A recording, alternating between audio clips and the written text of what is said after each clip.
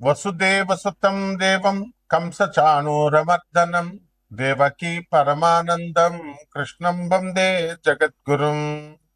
శ్రీ రాధాకృష్ణాభ్యాం నమః. హ్రీంకారాసనగద్భితా నలసికాం సౌహ క్లీం కళాంభిప్రతిం సౌవర్ణాంబరధారిణీం వరసుధాధౌతాం త్రినేత్రోజ్వలాం వందే పుస్తకపాశమంకుశధరాం స్రగ్భూషితాముజ్వలాం త్వాం గౌరీం త్రిపురాం పరాత్పరకలాం శ్రీచక్ర సంచారిణీం. ఓం శ్రీ విజయవాడ కనకదుర్గాదేవ్యై నమః. శ్రీ దుర్గా మల్లీశ్వరాభ్యాం నమః. ఇప్పుడు మనుషులంతా కూడా లక్ష్మీదేవి కావాలని అందరూ కోరుకుంటా ఉంటారు.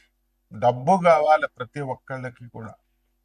ధనమూలం ఇదం జగత్ అన్నారు. డబ్బులు లేకపోతే అడుగు తీసి అడుగు ముందుకు వేయలేము. ఆర్టీసీ బస్ ఎక్కాలన్నా ట్రైన్ ఎక్కాలన్నా డబ్బులు లేదే కుదరదు. పాల బిల్లు, కరెంటు బిల్లు, రోడ్డు మీద నడవడానికి ట్యాక్స్, ఇంట్లో ఉండడానికి ప్రాపర్టీ ట్యాక్స్, ఇలా ఏది చూసినా సరే డబ్బులతోనే ముడిపడి ఉంది. ఆఖరికి భార్యను పెళ్లి చేసుకునేటప్పుడు కట్నాలు ఇచ్చి చేసుకోవాల్సి వస్తుంది. కట్నాలు తీసుకుంటున్నారా లేదా? మరి ఉదారంగా భార్యలు పాపం వాళ్ళకి ఏదో ఫేవర్ చేసినట్టు మగవాళ్ళు బిల్డప్ ఇవ్వకూడదు, కట్నాలు తీసుకుంటున్నారు. కాబట్టి అడుగునా కూడా ఇంకా న్యాచురల్ ప్రేమ ఎక్కడ ఉంది కట్నం తీసుకున్నప్పుడు? కాబట్టి ఈ విధంగా ప్రతి సంఘటనలో బిడ్డలు కూడా వాళ్ళ చదువుల కోసం బిడ్డల తల్లిదండ్రుల దగ్గర వాళ్ళు వింటూ ఉంటారు. ఆ తర్వాత ఇంటర్ డిగ్రీ అయిపోయిన తర్వాత అప్పుడు చూడండి, ఇంటర్ పెళ్ళైన తర్వాత మిమ్మల్ని చూస్తారా లేదా, ఓల్డ్ ఏజ్ హోముల్లో నిర్దాక్షిణ్యంగా జాయిన్ చేసేసేటటువంటి వాళ్ళ ఎక్కువ మంది అయిపోయారు. సో దీన్ని బట్టి మనకేం కావాలండి? ధనం కావాలి. ధనం కావాలంటే అదృష్టం పట్టాలి. అదృష్టం పట్టాలంటే మన కర్మలు కరెక్ట్ గా ఉండాలి. బుద్ధి కర్మానుసారిని పూర్వజన్మ కర్మలను బట్టి మనకు సంపదిస్తుంది. అందువల్ల నేను మీకు ఒక 5 లక్షణాలు చెప్తాను డబ్బు వచ్చేటటువంటి విధానంలో. లక్ష్మీదేవి మనకి కర్మలను బట్టే ఇస్తుంది. కానీ జగద్గురువైనటువంటి శ్రీకృష్ణ పరమాత్మల వారు కుచేలుణ్ణి ఎలాగా, అతను గర్భ దరిద్రుడు, రాధాదేవి శాపానికి గురైనటువంటి వ్యక్తి, వాడు రాధాదేవికి శాపం పెట్టడం ఏంటి? మనల్ని ఉత్తరించడం కోసం సుధాముడు శ్రీకృష్ణ పరమాత్మ పుట్టాలి కాబట్టి రాధాదేవికి శాపం పెట్టేలాగా శ్రీకృష్ణ పరమాత్మ చేయించాడు లీల. ఎందువలన?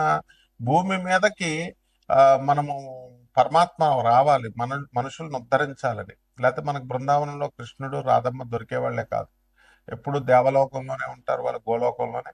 మనం గోలోకం వెళ్ళలేం, కృష్ణ పరమాత్మను చూడలేం, అలాగే రాధమ్మతో మనం చూడలేం. అసలు అది లైఫ్ లో జరిగే పని కాదు. అటువంటి పరమాత్మ, కరుణామయుడటువంటి శ్రీకృష్ణ పరమాత్మ మానవులకు కూడా మనం ఉద్ధరించాలి అని రాముడి రూపంలో, కృష్ణుడి రూపంలో మనకు భూమి మీదకి వస్తే హాయిగా మన భూమిని మీద కాలు పెట్టారు, మనతో జీవించారని మనం గర్వపడకుండా రాముడి మనిషేనండి, కృష్ణుడి మనిషేనండి, రాముడి దేవుడా, కృష్ణుడి దేవుడా అని బుద్ధి లేని ప్రేలాపనలు చేసే వాళ్ళ ఇంటికి అసలు లక్ష్మీదేవి రాదు. శాశ్వతంగా 7 తరాలు కాదు, వాళ్ళు కటిక దరిద్రులై రాముణ్ణి కృష్ణుణ్ణి ఎవరైనా కనుక మనిషిగా కనుక చూసి విమర్శించేటటువంటి వాళ్ళకి కనీసం లక్ష్మీదేవి ఎప్పుడు కూడా రాదు. ఇప్పుడు మీ ఇంట్లో మీ అమ్మని అడగండి, మీ నాన్నని మీరు తిట్టండి చూద్దాం. ఎవరైనా బయట వాళ్ళు వచ్చి భర్తను తిడితే భార్య ఊరుకుంటుందేమో? ఎట్టి పరిస్థితులు ఎవరు. కాబట్టి మీరేమో రాముడిని మనిషి అనొచ్చు, కృష్ణుడిని మనిషి అనొచ్చు, రాముడి దేవుడు కాదండి సొల్లు కబుర్లు చెప్పేయచ్చు మీరు, కానీ లక్ష్మీదేవి మాత్రం మీకు డబ్బులు ఇచ్చేయాల. తర్వాత ఈ మహాలక్ష్మీదేవి క్రియాశక్తి స్వరూపిణి. పని చేయకుండా సోఫాల్లో పడుకొని, పని చేయకుండా దుప్పటి కప్పుకొని పడుకునేటటువంటి వాళ్ళకి లక్ష్మీదేవి ఎందుకు వస్తుంది? రెండో రకం, పూజలు చేస్తూ కూర్చుంటూ లక్ష్మీదేవి వచ్చేయాలా? మూర్ఖపు ఛాందస్తాలు ఉన్నటువంటి వాళ్ళ దగ్గరికి రాదు. ఛాదస్థం అనేది నెగిటివ్ ఎనర్జీ, మిమ్మల్ని అడుగు తీసి అడుగు ముందుకు వెళ్ళనివ్వదు. మీరు ప్రపంచంలో ఏ పంతులు గారినైనా తీసుకోండి, ఏ సిద్ధాంతినైనా తీసుకోండి, ఒక్క నన్ను తప్ప. మనం పాజిటివ్ చెప్తాం, పదవండి అమ్మ చేయండి అని. ఎవడైనా సరే చూడండి నెగిటివ్. ఇప్పుడు ఈ రోజు చేయకూడదు, అమావాస్య అసలు చేయకూడదు. వాళ్ళ కొడుక్కి నేను గవర్నమెంట్ జాబ్ ఇప్పిస్తాను అమావాస్య రోజున, వాడు ఆపుతాడేమో చూడండి మీరు. వాడేమో మీకు అందరికి అమావాస్య పనికిరాదు, బయటకు వెళ్ళకూడదు అంటాడు. మేము గవర్నమెంట్ ఇంటర్వ్యూ పెడతాం ఆ రోజు.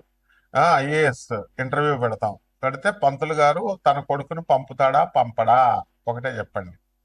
పంపిస్తాడు. అంటే అప్పుడు అతనికి అన్వయించబడవు. మీకేమో మైలు సంవత్సరం ఉంటుంది, మీరు అసలు వెళ్ళకూడదు అంటారు. గుళ్ళో గర్భగుడుల్లో పనిచేసేటటువంటి పూజారి సంవత్సరం పాటు వాడు కనుక దేవతలకి దేవుళ్ళకి కనుక గుడికి పూజ చేయకపోతే వాడికి పొట్ట పోషణ ఎక్కడి నుంచి వస్తుందండి చెప్పండి. 1 ఇయర్ మన మైలు ఎందుకు లేదు అంటే బ్రాహ్మణులకు మైలు లేదంటారు. ఇది బ్రాహ్మణులకు ఒక రూల్, అగ్ని బ్రాహ్మణుడు ముట్టుకుంటే కాలదో శూద్రుడు ముట్టుకుంటే కాలుతుందా?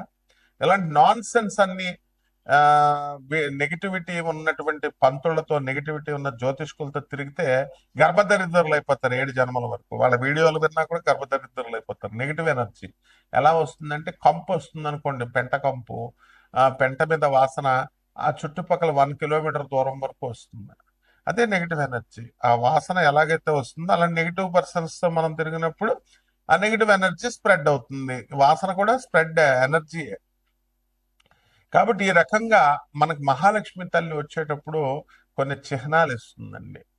తెల్ల పావురాయిని పనికిరాదు, అవి రాకూడదు అని చెప్తున్నారు కదా. తెల్ల పావురాయిల, అలాగే ఈ పిచ్చుకలు, పక్షులు, నేచర్ లో ఉన్నటువంటి పక్షులు ఇవన్నీ కూడా మన ఇంటి గోళ్ల చుట్టూ తిరుగుతూ తెల్లవారు మనం తలుపు తీయగానే ఆ తలుపుల దగ్గర చక్కగా గింజలు తింటూ ఆ అక్కడ ఉంటున్నాయనుకోండి ఉడతలు, ఇవన్నీ కూడా మన చెట్టు మీద, మన ఇంటి ముందు చెట్ల మీద అవి ఉడతలు వెళ్తున్నాయి అనుకోండి, లక్ష్మీదేవి త్వరలో మనకు రాబోతుంది అని అర్థం.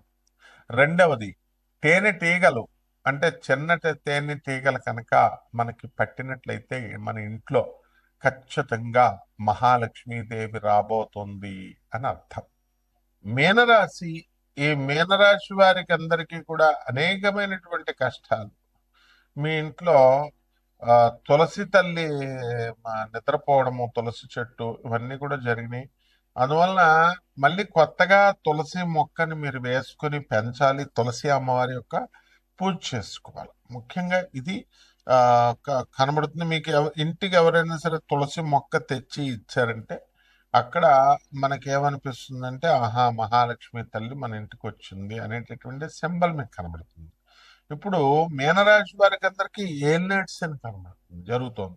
కాబట్టి ఈ ఏలినాటి శని గ్రహ ప్రభావంగా మీకు అనుకున్న పనులు ఏవి కూడా అపనిందల పాలైపోతారు. ఇప్పుడు శివాజీ, హీరో శివాజీనే తీసుకోండి.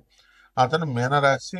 పాపం అతను ఏదో మంచిగా బట్టల విషయంలో వేసుకుని ఏవో 2 పొరపాట్లు మాటలు దొరిలాడు. మరి అలాంటి మాటలు వేరే సినిమాల్లో బోల్డంత మంది మాట్లాడారు, పాడారు. జబర్దస్త్ ప్రోగ్రాంలో అలాంటి వాటిల్లో చాలా ఎక్కువగా చెప్పుకున్నారు. డబుల్ మీనింగ్ డైలాగులు ఇవన్నీ కూడా అప్పుడేం అవ్వలేదు. కానీ ఎప్పుడైతే ఈ ఏలినాటి శని జరుగుతుందో, ఈ తప్పు మాటల కింద వాళ్ళు పట్టుకొని మహిళా సంఘాలు కొన్ని, మిగతా వాళ్ళందరూ మహిళలు ఆయనకి సపోర్ట్ చేసినప్పటికీ కూడా గవర్నమెంట్ మెట్లు ఎక్కాల్సి వచ్చింది కమిషన్కి.